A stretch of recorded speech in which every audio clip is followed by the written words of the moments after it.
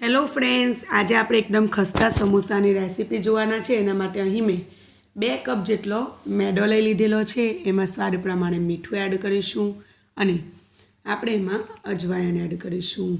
તો અડધી ચમચી જેટલું અજવાયણ હાથમાં આ રીતે ક્રશ કરીને પછી આપણે એડ કરવાનું, જેથી એનું ફ્લેવર બહુ જ સરસ આવતું હોય છે। અને એમાં 3 ટેબલ સ્પૂન અથવા 1 ચમચી માપની લઈ લેવાની મીડિયમ સાઇઝની અને 3 ચમચી ભરીને મેલ્ટેડ ઘી એડ કર્યું છે। અહીં મેં દેશી ઘીનો ઉપયોગ કરેલો છે। બધી વસ્તુમાં મેદામાં સરસ રીતે કોટ થઈ જાય ઘી, એ રીતે હાથેથી થોડીક વાર મિક્સ કરી દેવાનું ને આ રીતનું બાઇન્ડિંગ આવી જાય ત્યાં સુધી આપણે એને મિક્સ કરવાનું। તો ઘીનું પ્રમાણ બહુ વધારે આપણે નથી નાખવાનું, આપણે 3 ટેબલ સ્પૂન જેટલું પરફેક્ટ છે અને આ રીતનું મુઠ્ઠી પડતું હોવું જોઈએ। હવે એમાં થોડુંક પાણી એડ કરતા જઈને એક સખત એવો આપણે લોટ બાંધી લઈશું। તો પૂરીનો આટો જેવો સખત હોય એ રીતનું આપણે બાંધેલું છે અને એમાં ઉપર થોડુંક તેલ નાખીને આ રીતે મસરી લઈશું અને 1 થી 2 મિનિટ મસરીને પછી એને ઢાંકીને આપણે 20 થી 25 મિનિટ જેવું રેસ્ટ કરવા માટે મૂકી દઈશું।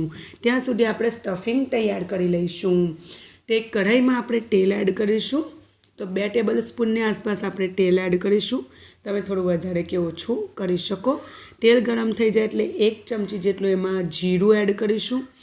જીરું થઈ જાય, થોડુંક તડકી જાય એટલે આપણે એમાં લીલા મરચાં એડ કરીશું। તો મેં 3 લીલા મરચાંને ચોપ કરીને લીધેલા છે અને અડધા ઇંચ જેટલા આદુના ટુકડાને મેં ઘસીને લીધેલો છે, બરાબર। તો તમે એની પેસ્ટ પણ લઈ શકો છો। અને અહીં મેં આખા ધાણા જે આવે છે એને વાટીને અધકચરા વાટીને 1 ટેબલ સ્પૂન જેટલા લઈ લીધેલા છે। એનો ટેસ્ટ બહુ જ સરસ આવતો હોય છે। અને અડધી ચમચી જેટલો હળદર પાવડર, અડધી ચમચી જેટલો લાલ મરચું પાવડર એડ કર્યો છે। અને ફ્રેન્ડ્સ, અહીં મેં ગરમ મસાલો એડ કર્યો છે અડધી ચમચી જેટલો। તો એને તમે સ્કીપ પણ કરી શકો અને લીલા મરચાંનું પ્રમાણ તમે થોડું વધારી પણ શકો। હવે અહીં 4 મેં બટેટાને બાફી લીધેલા, એને છોલતા ઉતારીને એને આ રીતે મેશ કરી લીધેલા છે। તો હાથેથી જ એને આ રીતે મેશ કરીને લઈ લીધેલા છે। બધી વસ્તુને સારી રીતે મિક્સ કરી દીધી છે। તો ફ્રેન્ડ્સ, સરસ આ રીતે બધી વસ્તુ મિક્સ થઈ જાય એટલે ઉપરથી મેં મીઠું એડ કર્યું છે। સ્વાદ પ્રમાણે મીઠું એડ કરીને લીલા વટાણા અડધા કપ જેટલા મેં પાણીમાં 5 મિનિટ સુધી બોઇલ કરી લીધેલા, થોડું પાણી નાખીને અને એમાં આમાં એડ કરેલા છે। તો એ નાખશો તો એનો ટેસ્ટ બહુ જ સરસ આવતો હોય છે। અને મસાલો આપણો તૈયાર છે। હવે આપણે એની ઉપર થોડા લીલા ધાણા અને થોડું ફુદીનું મેં એડ કર્યું છે। તો ફુદીનું હોય તો તમે એડ કરજો, ના હોય તો જસ્ટ લીલા ધાણા એડ કરશો તો પણ ચાલશે। તો આ ચટપટો આપણો મસાલો બનીને બિલકુલ તૈયાર થઈ ગયો છે। તો હવે આપણે જે 20 થી 25 મિનિટ સુધી રેસ્ટ કરવા માટે જે આપણે આટો મૂકેલો છે, બરાબર, તો એ આટો આપણો રેડી છે। બીજી બાજુ મેં મસાલામાં ઉપરથી થોડોક ચાટ મસાલો એડ કરેલો છે, એનો ચટપટો ટેસ્ટ સારો લાગતો હોય છે। તો તમારી પાસે ચાટ મસાલો ના હોય તો તમે સ્કીપ પણ કરી શકો છો।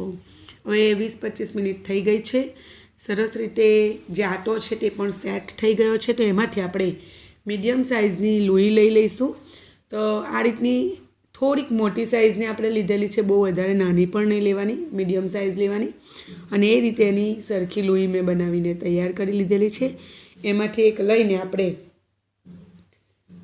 પાટલી વેલણની મદદથી સરસ એને વણી લઈશું। તો આ રીતે મેં થોડો મેદાને છંટકાવ કર્યો છે અને પછી એમાં મીડિયમ ઠીક એવી રોટલીની સાઇઝનું આપણે વણી લઈશું। તો બહુ વધારે પાતળું ના હોવું જોઈએ ને આ રીતે થોડું લંબગોળ વણવાનું।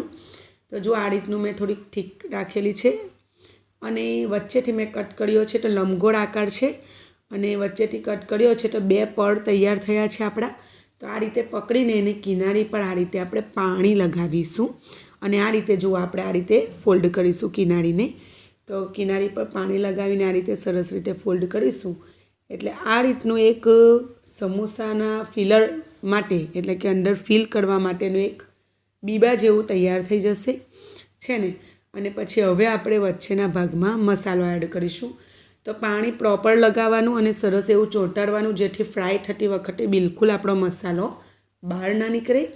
અને આ સમોસા બિલકુલ બજાર જેવા અથવા બજારથી પણ વધારે સરસ લાગતા હોય છે। તો તમે બિલકુલ આ રીતે બનાવજો. અને આ રીતે મેં જુઓ ઉપરથી એક ચપટી જેવું ભર્યું છે અને કિનારીએથી આ રીતે પાણી લગાવી દીધેલું છે. અને આ રીતે બંને કિનારીને પહેલાં ભેગી કરી લઈશું અને આ રીતે આપણે પ્રોપર એને સીલ કરી દઈશું. તો આ રીતનો સરસ એવો મોટી સાઇઝનો અને એકદમ સરસ એવો તમે જોઈ શકો છો, બિલકુલ બજાર જેવો એનો શેપ લાગી રહેલો છે, બજારમાં મળે છે એમ. એ રીતે મેં સમોસા બનાવીને તૈયાર કરી લીધેલા છે બધા. અને બીજી બાજુ તેલ પણ ગરમ કરવા માટે મૂકી દીધેલું છે. તો તેલને વધારે પડતું ગરમ નહીં કરવાનું, જસ્ટ એમાં થોડાક બબલ આવે ત્યાં સુધી જ આપણે એને ગરમ કરવાનું. અને બિલકુલ મીડિયમ ટુ સ્લો ફ્લેમ પર આરામથી આપણે સમોસાને ફ્રાય થવા દેવાના, જેથી અંદર સુધી એકદમ ખસ્તા અને ક્રિસ્પી અને બિલકુલ બજાર જેવા આપણા સમોસા બનીને તૈયાર થશે. તો એક બેચને ફ્રાય થતાં આરામથી 10 મિનિટ જેવું થઈ જાય છે, કારણ કે આપણે એને બિલકુલ ફાસ્ટ ગેસ પર ફ્રાય નથી કરવાના. એને આપણે સ્લો ફ્લેમ પર જ ફ્રાય કરેલા છે. અને તમને જોઈને જ ખબર પડતી હશે કે એનો કલર અને અંદરથી એનો સ્વાદ બહુ જ સરસ, બજારથી પણ સારા સમોસા ઘરે જ બનાવીને તૈયાર કરી શકાય છે. તો હું તમને એક સમોસો તોડીને પણ બતાવું. જુઓ કેટલો સરસ ખસ્તા એવો આપણો સમોસો બન્યો છે એ તમે જુઓ. અને એને ગરમા ગરમ આપણે સર્વ કરીશું. તો ડીશમાં આપણે સમોસાને તોડીને લઈશું, એના ઉપર ગ્રીન ચટણી એડ કરીશું અને થોડી સેવ એડ કરીશું. તો તમારી પસંદથી તમે ગ્રીન ચટણીનું પ્રમાણ વધારે કે ઓછું કરી શકો. અને કોઈ પણ ચટણી ના હોય ને તો પણ તમે એને એમ જ ખાશો, ચા સાથે ખાશો તો પણ બહુ જ ટેસ્ટી લાગે છે. મેં એના ઉપર ગ્રીન ચટણી અને ગોળ આમલીની ચટણી સર્વિંગ માટે એડ કરી છે અને થોડી એના ઉપર મેં સેવ એડ કરી છે.